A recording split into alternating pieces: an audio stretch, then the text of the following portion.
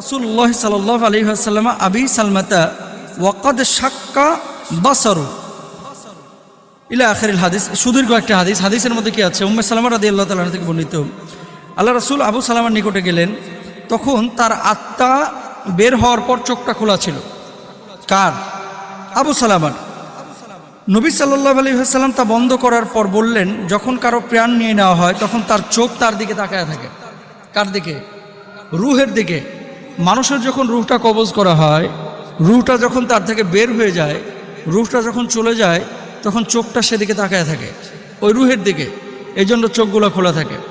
অনেকে বলে যে চোখ খোলা থাকলেই মনে করে যে মনে হয় তার রুহটা চোখ দিয়ে বের হয়েছে।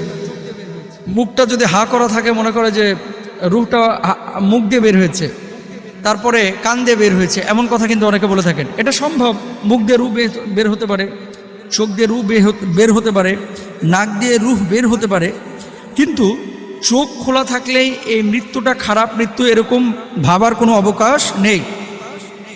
তাহলে রাসূল সাল্লাল্লাহু আলাইহি ওয়াসাল্লাম কি বললেন?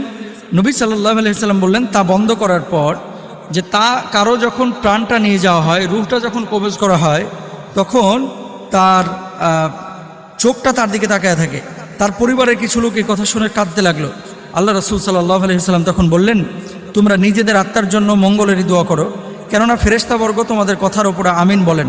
অতঃপর তিনি এই দোয়া করলেন, আল্লাহুম্মা গফিরলি আবি সালামা, হে আল্লাহ আবু সালামাকে আপনি ক্ষমা করে দেন। এখন কথা হচ্ছে, মানুষ যখন মৃত্যুবরণ করে, মানুষের মৃত্যুবরণের সময় অনেক ঘটনা কিন্তু ঘটে থাকে। এটা আপনি জানেন না, এটা আমিও জানি না। এটা আল্লাহ সুবহানাহু ওয়া তাআলা পবিত্র কুরআনুল কারীমের মধ্যে বলেছেন, হাত্তা ইযা জাহাদাহুমুল মাউত ক্বালা রাব্বিরজিউন লাআল্লি আ'মালু সালিহান ফীমা তারাকতু কাল্লা ইন্নাহা কালিমাতুন হুয়া কাইলুহা ওয়া মিন ওয়ারাইহিম বারযাখুন ইলা ইয়াউমি ইউবআসুন। এক নম্বর, মানুষ যখন মৃত্যুবরণ করে, রূহটা যখন কবজ হয়, ফেরেশতা যখন মৃত্যুর ফেরেশতা যখন তার কাছে আসে, তখন এই মালাকুল মাউতের কাছে মানুষ দুনিয়াতে কিছুদিন থাকার জন্য আকুতি করে যে আমাকে কিছুটা দিন সময় দাও, 2 দিন সময় দাও, 4 দিন সময় দাও, 5 দিন সময় দাও। সেদিন কিন্তু আর কোনো সময় দেওয়া হয় না, থাবা মেরে রূহটাকে কবজ করে নিয়ে চলে যায়। তো অনেক মানুষ দেখবেন যখন মানুষ মারা যায় চেহারাটা হাস্যোজ্জ্বল থাকে, তার মানে কি এটা ভালো মৃত্যুর লক্ষণ? মানুষ যখন মারা যায় তখন দেখবেন কেউ কেউ কালিমা বলে লা ইলাহা ইল্লাল্লাহ, ভালো মৃত্যুর লক্ষণ। মানুষ যখন মারা যায় তখন মারা যাওয়ার পরে যখন রূহটা কবজ হয়, কপালে হাত দিয়ে দেখবেন অনেকের কিন্তু কপালের মধ্যে ঘাম থাকে, ভালো মৃত্যুর লক্ষণ। আল্লাহ রাসূল সাল্লাল্লাহু আলাইহি ওয়াসাল্লাম বলছেন, কেউ যখন মারা যায়, মারা যাওয়ার পরে যদি কপালের মধ্যে ঘামের চিহ্ন থাকে বা ঘাম বের হয়, এই মৃত্যুটাকে জেনে নিবে যে এটা ভালো মৃত্যুর লক্ষণ। মৃত্যুর আগে তওবা করে গিয়েছে, ভালো মৃত্যুর লক্ষণ। এগুলো হচ্ছে ভালো মৃত্যুর লক্ষণ। চেহারাটা হাস্যোজ্জ্বল, মানে একটা ভাবে আছে, তারপরে কপালের মধ্যে ঘাম আছে, কালেমা পড়ে মারা গেছে, চোখটা খোলা থাকলেই তাকে খারাপ মৃত্যু বলা যাবে না।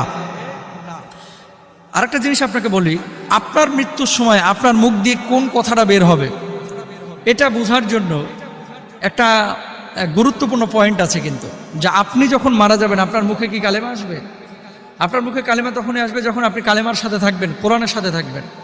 আর যদি কালেমার সাথে কোরআনের সাথে না থাকেন তাহলে আপনার মুখে কালেমা আসবে না।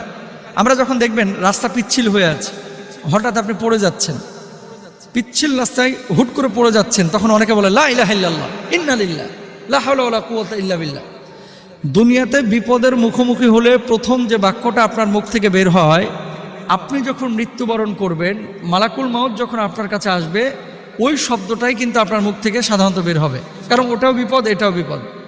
আপনি পড়ে যাচ্ছেন অথবা রোড অ্যাক্সিডেন্ট হতে লেগেছেন, গাড়ির সাথে গাড়ি লেগে গেছে, অনেকে দেখবেন মুখ দিয়ে অটোমেটিক বের করে ফেলে ইন্না লিল্লাহ, কি হলো, লা হাওলা ওয়ালা কুওয়াতা ইল্লা বিল্লাহ, লা ইলাহা ইল্লাল্লাহ, সুবহানাকা ইন্নী কুনতু মিনাজ জালিমিন, এরকম আমরা বলে থাকি।